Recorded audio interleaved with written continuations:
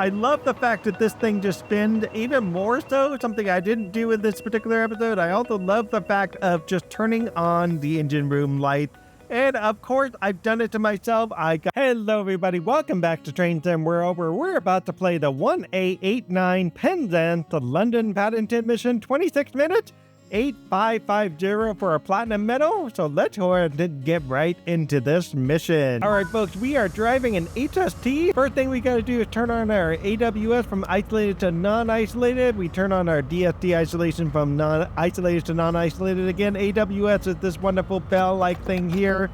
DSD happens to be the pedal down there. To get ourselves moving, it is currently 1700 in the evening, so we could probably still get away with day headlamp mode at least for another, I don't know, 10 minutes or so. Let's go ahead and release the brake. While that is releasing, we can turn on our train supply brightness. We don't need wintergreen de-icer. We can turn on the spare because it does absolutely nothing for us. And then the gauge dimmer, we'll just turn that up. Meanwhile, we can turn on the master key, put the reverser in, not in reverse, but put it into forward. And from there, we can throttle maybe to max throttle. Let's go ahead and see what happens if we max throttle. Now, let's look at our itinerary. Basically, we have one stop. Our goal is to go straight over to London Paddington. We're supposed to be there by 1818, and it's going to depend on the weather out here, whether or not we need to turn on nighttime headlamp mode. And I don't believe we need to because it won't be 8 o'clock anytime soon. So we are going to get this very, very long HST going. This is actually a 10-car HST train. I think this happens to be one of the longest ones I've driven. Knowing that it is 10 cars, it does mean we will probably have to slow down much more sooner than we think. Cap lights, by the way, are going to be here. Singular, it's going to be there. Contact singular, proceed to single indicate. I am just going to overspeed just a touch because I know I'm going to go through that speed limit. I don't want to slow down too much, and the next speed limit is coming up right there. There's our 125. With that said, we have a 34-mile journey from here to there. All we have to do is sit back, literally. Right, our entire mission is basically one road all the way over. This is why I like talking to you guys. With that said, I did turn down the game graphics. It does look a little bit different out here, honestly, because I did turn down the game graphics. But it isn't so bad, honestly. The game does look pretty decent, even though it's not on max graphics, which is kind of unfortunate for me. Well, folks, I managed to get an emergency stop. Good job, me. But with that said, we're going to just go ahead and drive on anyways. I'm kind of curious. I think the flasher in the HST will stay on pretty much consistently. I do have to turn off the flasher by myself. That is very interesting. I was kind of wondering if it would turn itself off. This mission is going all the way to from Penzance, going into London Paddington. And of course, we see nothing about Penzance. All we see is the Reading to London Paddington route. So where the heck is Penzance? Penzance, if I could put it up on the screen, I'll try to put up a location for you on a map. Penzance is located in the West Cornwall. That's essentially where it is. It's a small town of Penzance. I'm going to call it a small town. It's not really. It's a pretty big place. But Penzance is the terminus of the Cornish Main Line, the southernmost railway station in all of Great Britain. It is situated at milepost 326.5. I saw that AWS just right there. About 525 kilometers from London Paddington, for those of you that like kilometers. That station is officially owned by Network Rail and ran by the Great Western Railway, and they operate train services together with something called Cross Country. Some of you guys might know the Cross Country Rail line. Penzance officially opened in 1852 and travel to and from London originally started in 1859.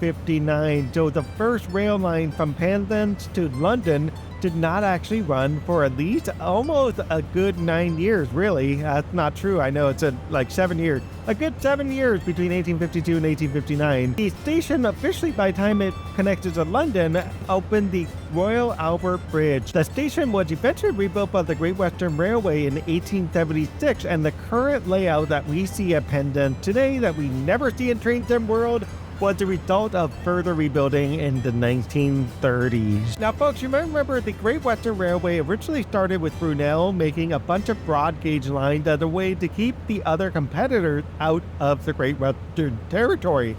So Penzance happened to be one of those that was opened by the West Cornwall Railway in the broad gauge era, 1852, and it was the terminus from the line from Redruth. I believe that's how you pronounce Redruth. If I'm wrong on that, maybe it's Redruth, tell me. The station itself consisted basically of a single platform along with the rest of the West Cornwall Railway that was laid as standard gauge despite being in a broad gauge era. By 1866, when West Cornwall Railway was relayed to mixed gauge, this allowed the South Devon Railway Leopard-class locomotive called the Lance to bring in the very first broad gauge train, which carried dignitaries from Truro. I will try to find a picture of the Lance. If I'm able to find a picture of that Lance, I will put it up on the screen for you. I am super curious what this looks like.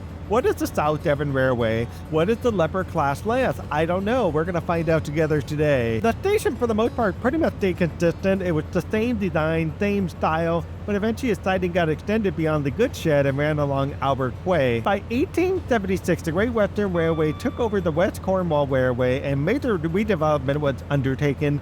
And a large goods shed was built. The wooden passenger buildings were replaced by a much larger station design built in rock-faced granite. This design was created by William Lancaster Owen, and the total cost of this was about £15,000. This happened to be about £2 million by 2023 dollars, which included the 250 by 80-foot roof, which costed £5,000 alone for the iron and the 50 tons of glass that was installed. That new station of Penzance had the booking office at street level with two platforms linked by the staircase and was used for the first time in 1879. However, by 1880, that new station suffered from a bunch of problems, and this was reported because some of the settlement in the masonry and the shrinkage of the iron in the roof has caused several of the sheets of the glazing to break off. So that must be fun. They didn't quite anticipate the metal, changing sizes with the season.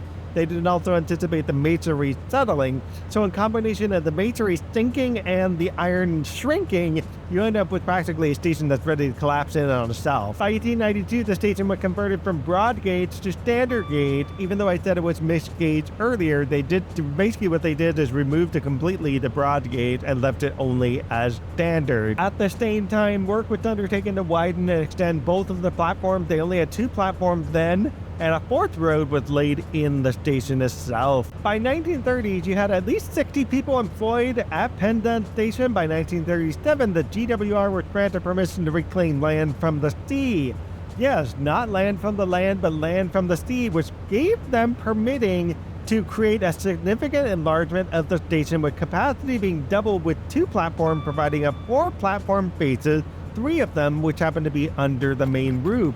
The blocked-up archway in the wall retains the hillside behind the platform for use by the railway as a coal storage. With Penzance having opened in 1852, it too was part of the steam era, and the very last steam locomotive that left Penzance was a rail tour hauled by the West Country Class 34002 Salisbury on the 3rd of May of 1964. The WCR station had a disc and crossbar single on the end of a single platform. This was common in the Great Western Railway and associated companies.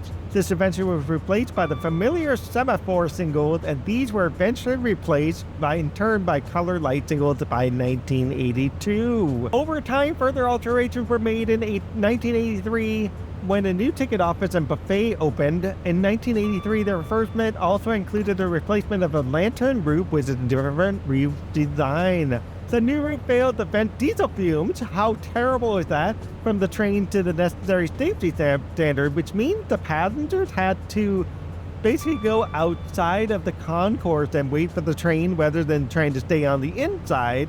Imagine that, being in this train and just the train comes by, diesel fumes are just flooding the corridor and everybody's just getting choked to death on carbon monoxide fuel. Good job, railway system. What a way to kill off your passengers that makes you the most money. By 1996, the Southwest train operated a weekly weekend service from London Waterloo as an extension of its service to Exeter St. David's. This eventually stopped in 2009 of December. By 2012-2013, the station's roof eventually got refurbished. Not replaced, just refurbished. So essentially, they probably replaced every glass panel in there along with some of the other stuff that they had done to the station roof. Now, what's cool about this is there's actually a nice little layout of the station. I will try to get that for you, put that on the screen so you can kind of get an idea of what it looks like. So think of Reading as the terminal station, or actually more like London Paddington as the terminal station. You can actually see how it has the 4 lines there and how it all connects essentially to a single line, and one of the other lines goes out to the depot. Penzance is considered the terminus of the Cornish Main Line from Plymouth. It's situated again 326 miles, 50 change from London Paddington, measured via Bach and Plymouth Mill Bay. That's essentially how they're measuring that distance. It's the southernmost railway station in the Great Britain. As I said earlier, platform 1, 2, and 3 are within the main train shed, while platform 4 is on the south side in the open air. A large stone at the end of this platform welcomed people to Penzance in both English and Cornish. Yes, people who happen to be in Cornwall not only speak English, but they speak Cornish. One side of the station is actually built on the seawall itself. This is the land that got reclaimed. And the other side of the station is built and cut into the hillside so the station can properly fit. There's only one bi-directional line into and out of the station. As I showed you that station laid out earlier, I put it back on the screen for you so you can see that. Again, one bi-directional line into and out of the station as far as the former station at Meriden. The former northbound line had been used to access Penzance TMZ at Long Rock in 1977. The neat part about the western terminus of the Night Riviera service from London Paddington, the station has a sleeper lounge and a shower room to the northern end of the concourse.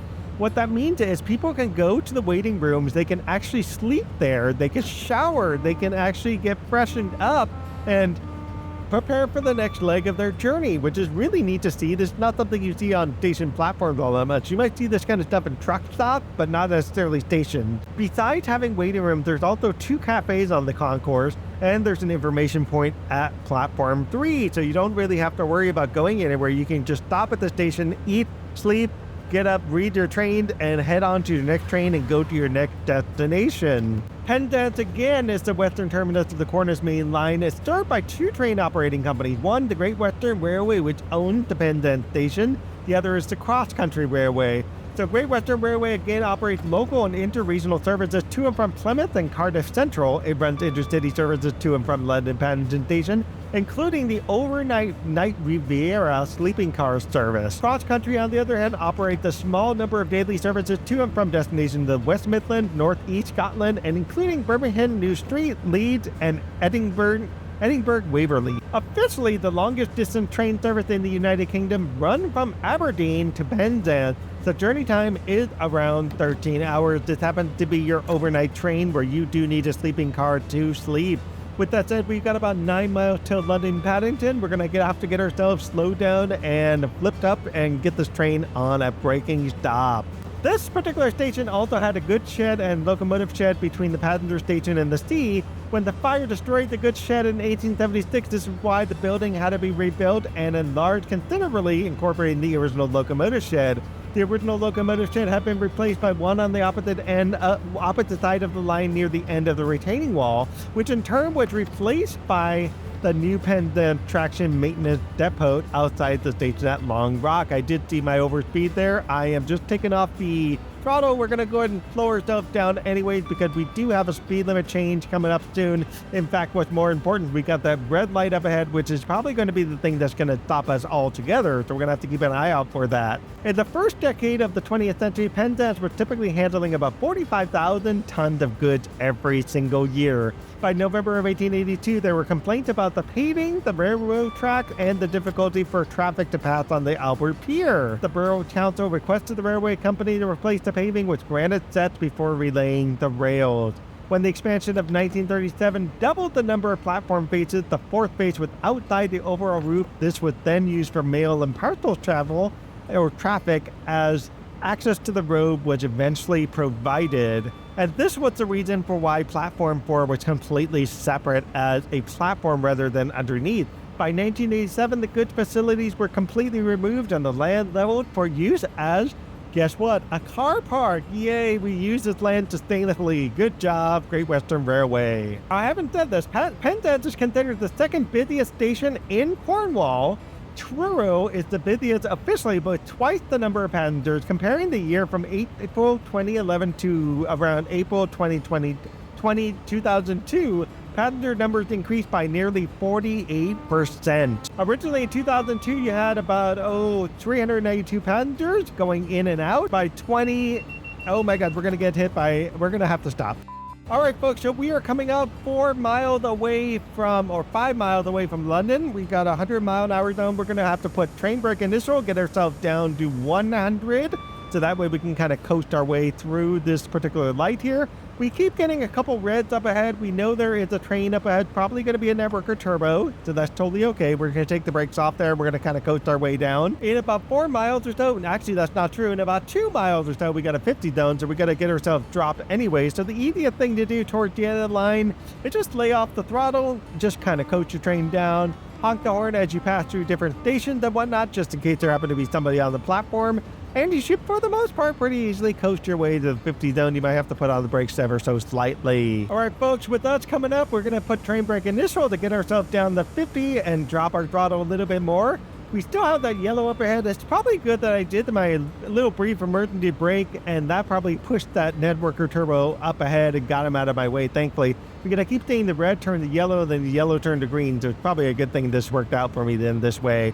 With that said, 2 miles or so to London Paddington, 50 zone coming up, and we're almost throttled all the way down. Come on, throttle, you can do this. I don't want to increase my brake any more than I've already done. I'm probably going to have to do train brake 2 because we're going to hit this train brake 3.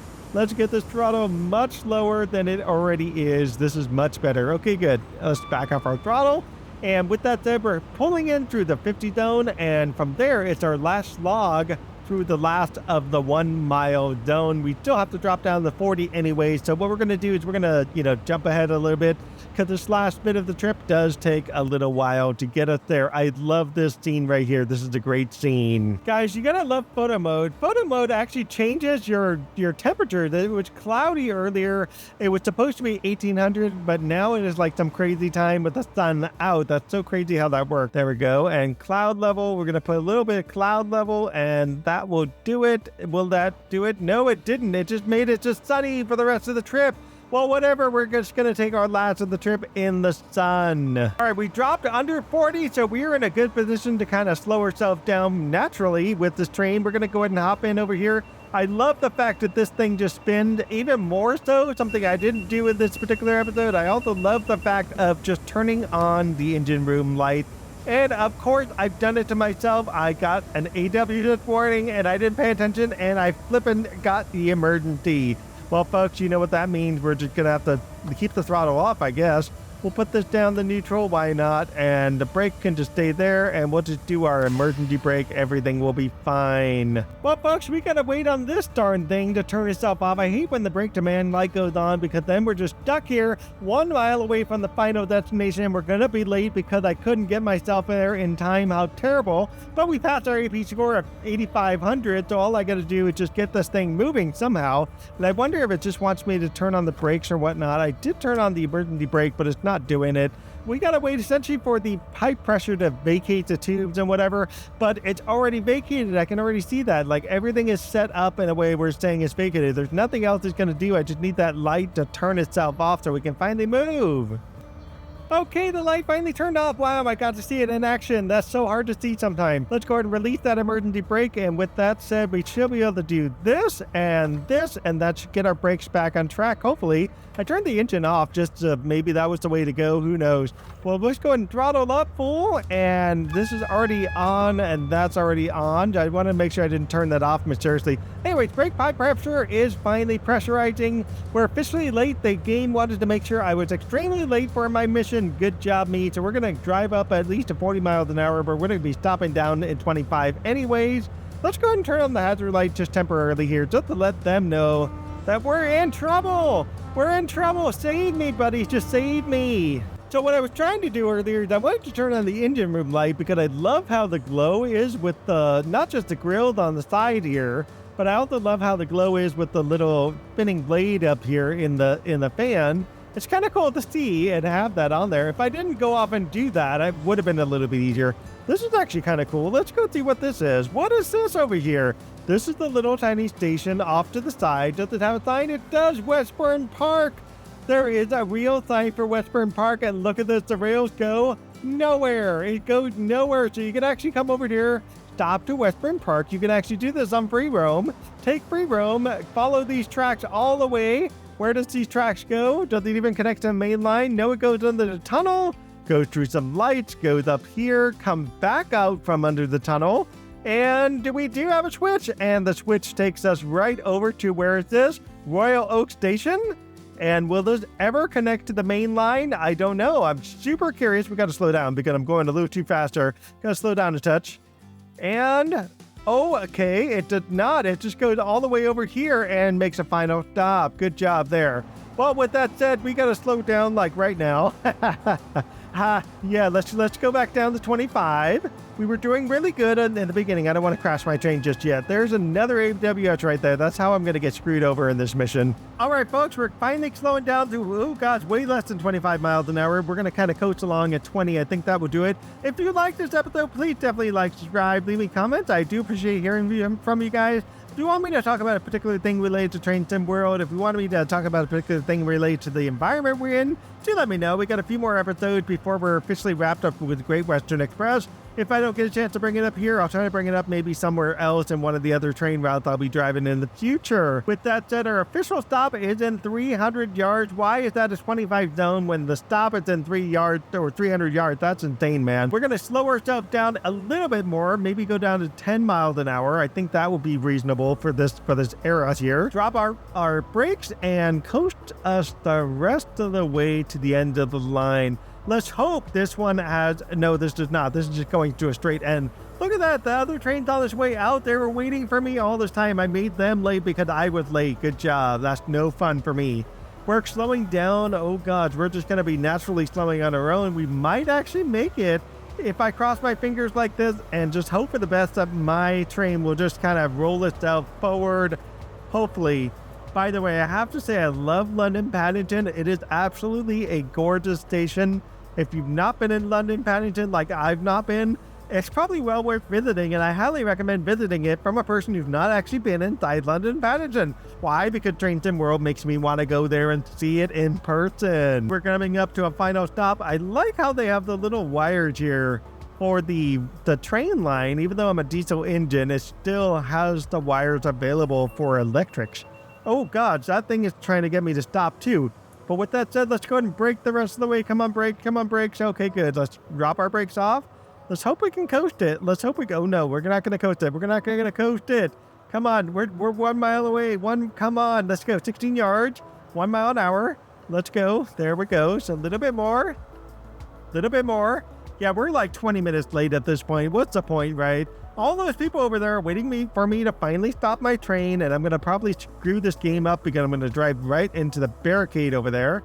There we go. We finally got full service. With that, we turn on our GRA, unlock the doors, unlock right. Let's go ahead and see what's going on the outside. Actually, camera 8's better for this. Let's go see what's going on.